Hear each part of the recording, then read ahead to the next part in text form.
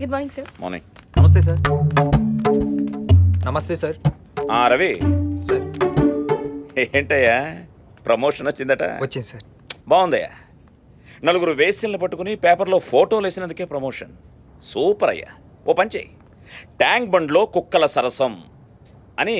Hello, రేపు headlines పెట్టు. Concept కొత్తగా ఉంటుంది. మీడియా అంటే ఎంటర్టైన్మెంట్ ఛానల్ అయిపోయిందయ్యా మీకు. మీరు మారు.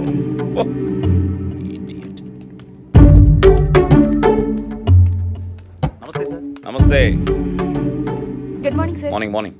ఏమ్మా స్వప్న, సార్ ఆ బయటున్న హోండా సిటీ నీదేనా? అవును సార్. గిఫ్టా? అంటే సార్ అది గుడ్. కేడి జిలానీ టేపులు మాయం. ఇలా ఎంతో మంది రాజకీయ నాయకులకి ఇంకా చాలా ఇల్లీగల్ కాంటాక్ట్స్ ఉన్నాయి. వాటిని కూడా కవర్ చేయి, మాయం చేయి. హోండా సిటీ ఏం కర్మ, ఏకంగా బెంచ్ కారే కొనొచ్చు. రెచ్చిపో.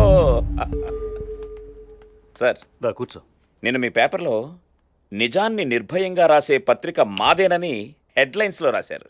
గుడ్, రాయండి సార్. ఇదిగో, హైదరాబాదులో మరో మాఫియా. వీళ్ళే సార్. వీళ్ళ గురించి రేపు హెడ్లైన్స్లో రాయండి సార్.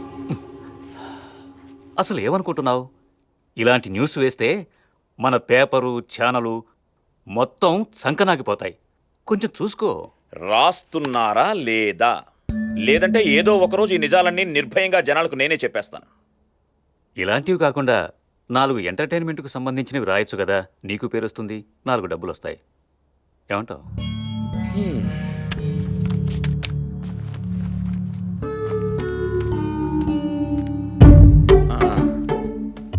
సార్, నిన్న రాత్రి 9 గంటలకి మా ఆవిడ కూడా ఇదే అడిగింది. ఏమంటే ఏదైనా 4 న్యూస్లు రాసి 4 పట్టుచీరలు కొనొచ్చు కదా అని. ఇలాంటి న్యూస్లు రాసి పట్టుచీర కొంటే నిన్ను పక్కోడి పక్కలో పడుకోబెట్టినట్టే చెప్పాను. మీకు అలాంటి ఫీలింగ్స్ లేకపోతే మీరే రాసుకోండి.